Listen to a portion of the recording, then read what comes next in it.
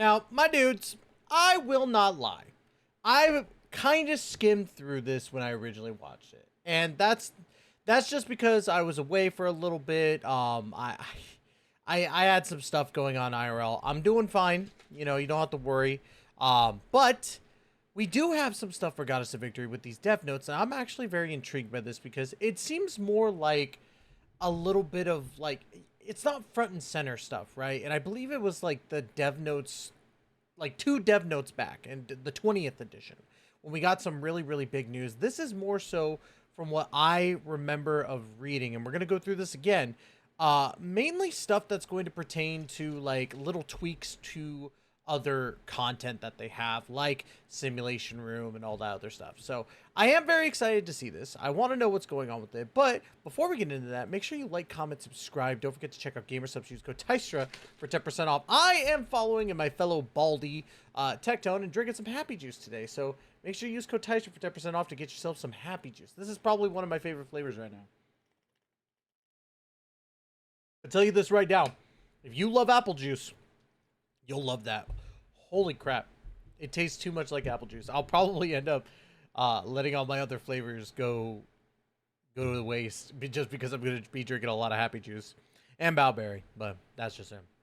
Anyways, let's dive in. Okay, so first things first, we're going to skip over the little introduction. We're going to go into sharing the status of currency acquisition review. Now, a big thing for a lot of commanders is that currency for certain things is very tough to get. I know that I have a hard time getting Rapture cores to rank up. I'm at right now, I think 390, 391, if I remember correctly. So I'm trying to hit that 400 mark. That was a goal to hit last year, but I wasn't going to hit that. But I do want to see what they have in store. So we've recently received numerous reports indicating a general shortage of currency necessary for character development. In particular, the scarcity of favorite item and collection item enhancement materials, as well as skill development materials, has been a concern we've observed through various channels. So I will agree that upgrading your skills is very difficult, in my personal opinion.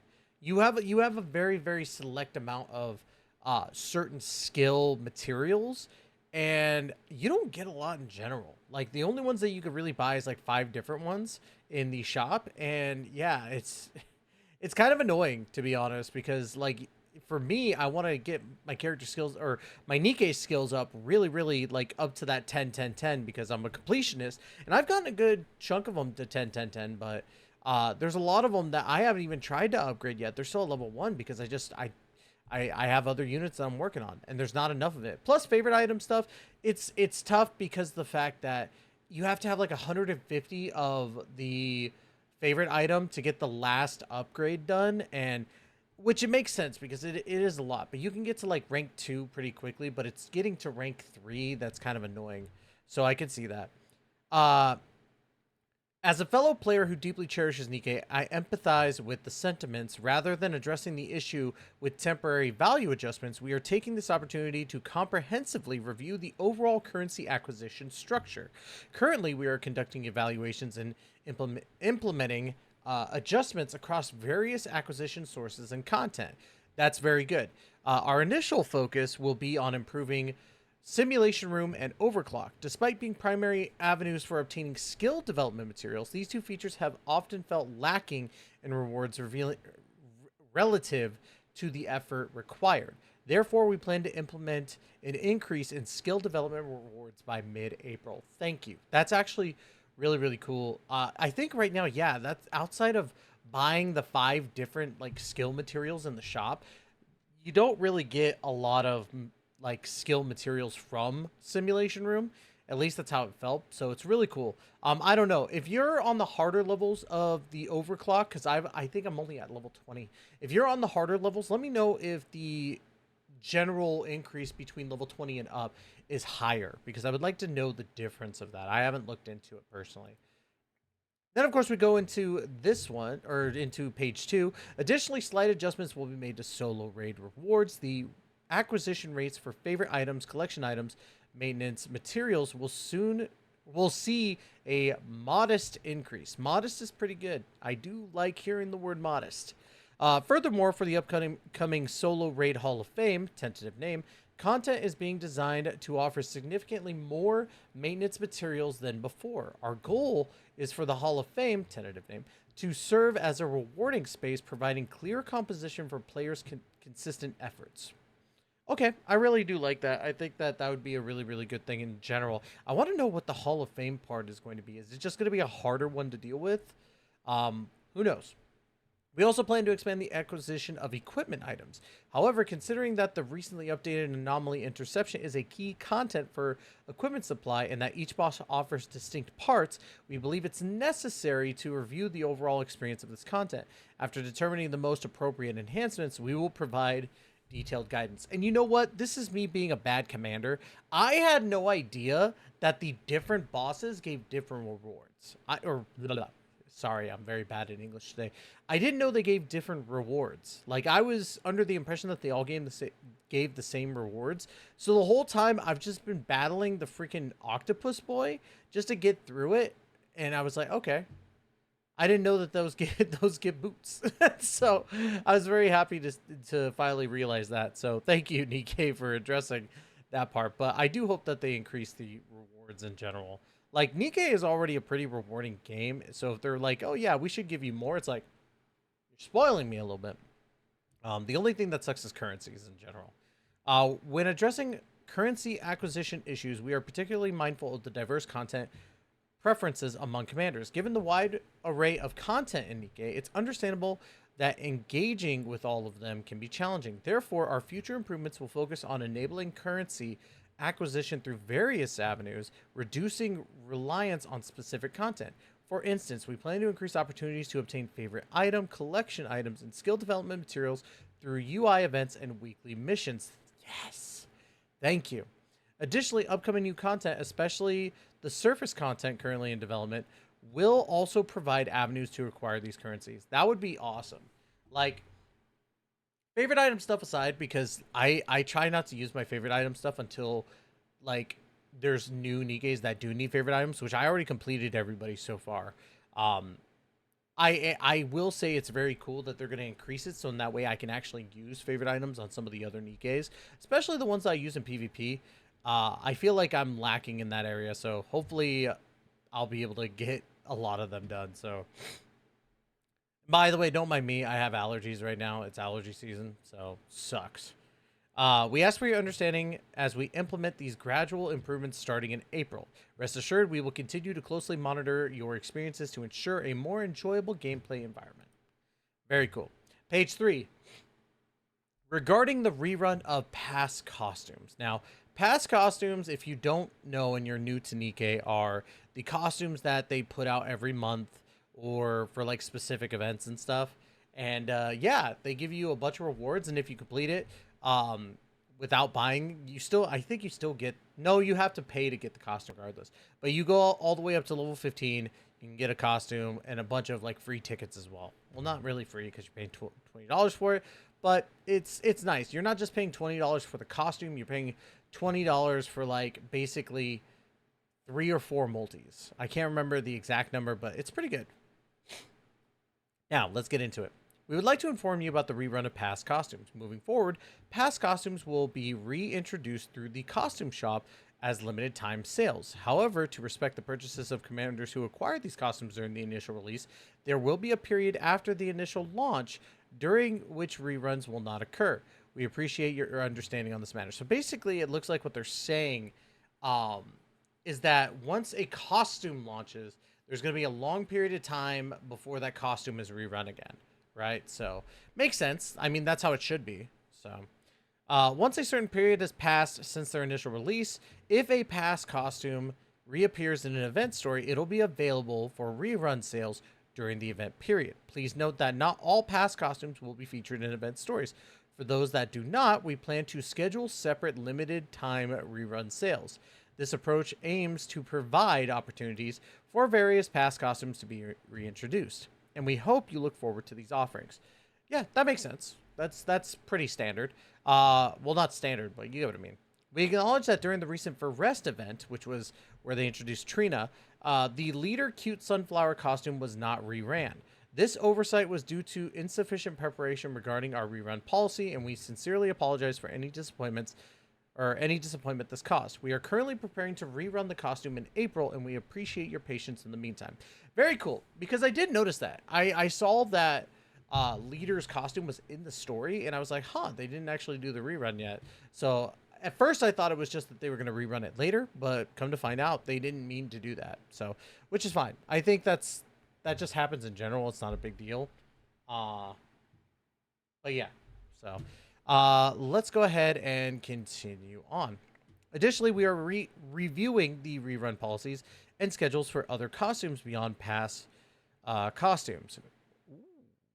Okay, so maybe that means for the paid costumes, maybe they put it at a reduced price, maybe 30-40 bucks. Maybe I can finally get the Drake costume, because I think that's the one paid costume that I'm actually pretty upset I didn't get, because I may not be a Drake fan, but that costume was pretty sick. That was probably one of the better design costumes. All right, so Champion Arena update announcement. Let me explain the updates on March 27th about the Champions Arena. This simulation-based PvP content is accessible to commanders who have achieved top ranks in the existing SP Arena. The system has been implemented with the start of the special arena season on March 27th, and commanders will earn eligibility to participate in the Champion Arena based on their season's results. And I will say this, like, you see that you could click on it, but it says it doesn't start, but that's why I'm confused. So it says the inaugural season of the Champion Arena is scheduled to begin on April 10th. So that's why we see it, and then it's like, oh, we could push it, but it won't actually let us in. And we extend our best wishes for success. Let me reread that. We extend our best wishes for success to all participating commanders. For those who primarily enjoy PvP content, we hope this offers an engaging and rewarding challenge. I wouldn't say I enjoy the PvP aspect to it, because honestly, it's like I just go through and get it done. But I will say that I like the fact that they did include some sort of PvP. Now, the thing that sucks is that I don't understand positioning in it and all that other stuff, so I'm trying to get better at it in general. But yeah. We added a feature allowing separate Harmony Cube slot configurations for PvE and PvP content for the latest update. This enhancement enables you to save different settings tailored for each type of content. That's pretty big. That's pretty big. Additionally, we received a lot of feedback expressing concerns that the cheering feature in the Champion Arena requires costing credits, discouraging players from participating. We plan to improve the system where you can earn rewards without consuming credits, and this change is expected to be applied starting in the second season in late April. We appreciate your feedback, and we remain committed to being a development team that listens to the commander's voices. Now, if that it actually requires credits for you to like participate, and that sucks, because credits is one of the things you need to rank up consistently, and spending all of your credits during a champion season just to not be able to rank up at all kind of blows. I think that that's a heavy miss, but I'm glad that they're going to address that. That's really cool. Furthermore, we are diligently preparing major content updates for this year, including surface-based content. Our goal is to provide an enjoyable experience for all commanders. Campaign and Union Raid content convenience update announcement. Okay, so this, yeah, I see quick battle, so that's already a plus right there. We would like to inform you about upcoming improvements to the campaign content to reduce fatigue from repetitive battles and enhance the ease of tracking collection elements. 2 new features will be introduced with the March 27th update. First, a quick battle function will be added to the normal mode main stages, alleviating the burden of playing through campaign content. Yes, it makes it faster. So now you could actually like just play the story and not have to worry about it too much. Second, a feature allowing you to view the acquisition status of lost relics at a glance from the campaign chapter list will be provided. I haven't looked yet, but I think it might be on there. Like they sent this out on the 31st. So, but yeah, that's actually pretty cool. And I think that's it for the first set. And then we have this. And then lastly, the previous changes made to the Union Raid rules have ensured greater convenience, but we are not entirely satisfied with the results. Hence, a second round of rule adjustments will be made in May. As we are still working out the details, it is difficult to state that the exact changes at this time. However, currently, when participating in Union Raid Hard mode, each Union member will have the flexibility of choosing which bosses to target without having to wait for a specific order. That is really cool. I do like that because there's certain bosses that certain people can do really well, and you know that you have a bad team in general against for certain other bosses. So, or at least like you could tell like one's been dropped down to certain health and so on, and you could just be like, okay, I could use my dumb team on this one and go for this one. So I think that's a really cool adjustment to Union Raids. I do feel like they actually listen to the people during their surveys, which is really nice. The only thing I didn't like was that they went straight for a ReZero collab, but I just started watching ReZero to kind of give it an honest try and be like, maybe I'll give it a chance. And I watched the first episode. I can kind of see where people like it. I still got to watch a couple more before I give my honest opinion, but yeah, they seem to listen to their player base for the most part. In closing, Goddess of Victory Nikke has undergone numerous improvements over the past 2 years. At the heart of all these changes have been the voices of you, our commanders. Each of your opinions have been the driving force propelling the game forward, and we are committed not only to listening to your feedback, but also to earnestly implementing it.